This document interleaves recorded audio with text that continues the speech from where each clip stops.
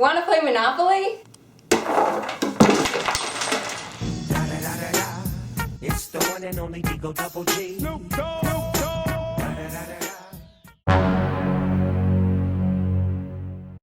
An oligopoly is a market structure in which a small number of firms has a large majority of market share. This is the graph of an oligopoly. Notice it is very similar to the monopoly graph and the monopolistic competition graph.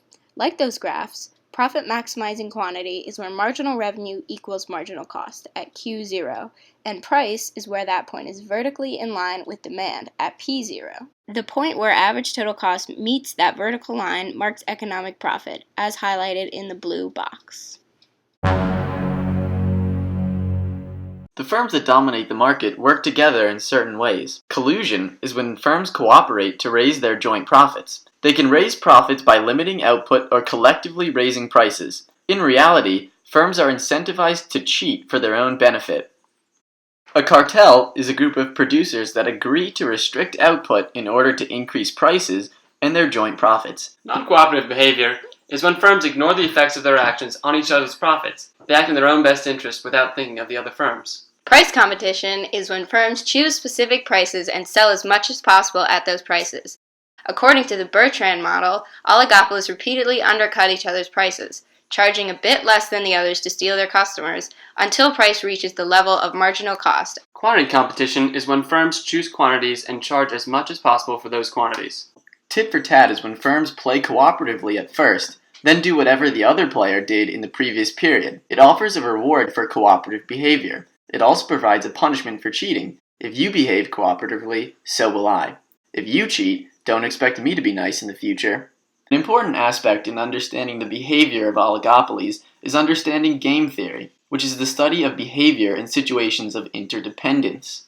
Unlike in a perfectly competitive market where there are so many firms that the actions of individual firms do not make a difference to the market overall, or in monopolies where there's only one firm in the market as a whole, in an oligopoly, as there are few firms, the behavior of each firm matters greatly to the market overall and affects the behaviors of the other firms within that market. This means that oligopolies must take into account what the other firms in their markets do, making them interdependent on one another. This phenomenon is best modeled by a thought experiment called the prisoner's dilemma. Imagine there are two criminals planning to commit a crime. Before they can commit the crime, these criminals are apprehended by the police and locked in separate cells. The prisoners are then offered a deal.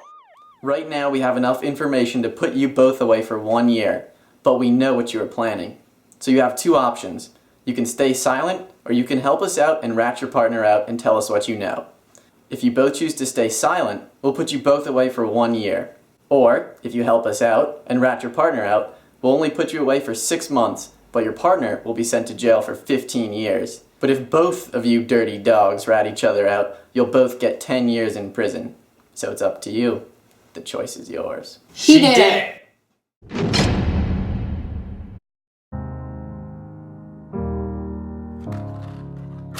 Hello.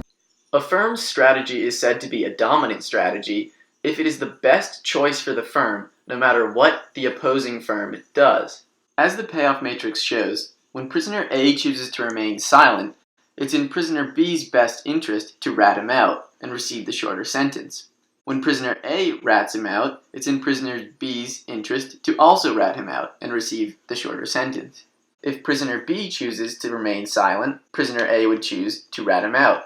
And if prisoner B chose to rat out prisoner A would still choose to rat out prisoner B. This shows that for both prisoners, the dominant strategy is to rat out the other prisoner, as it is always their best option, regardless of what the other does. In this scenario, both prisoners ratting each other out is said to be the Nash equilibrium, where no participant can gain by changing their strategy if the strategies of the other firm remain unchanged. It should be noted that the Nash equilibrium outcome is not always the optimal outcome for the firms involved. As we can see that in our example, if the two prisoners could collude with one another, they would choose to remain silent. However, without collusion, they both play out their dominant strategies.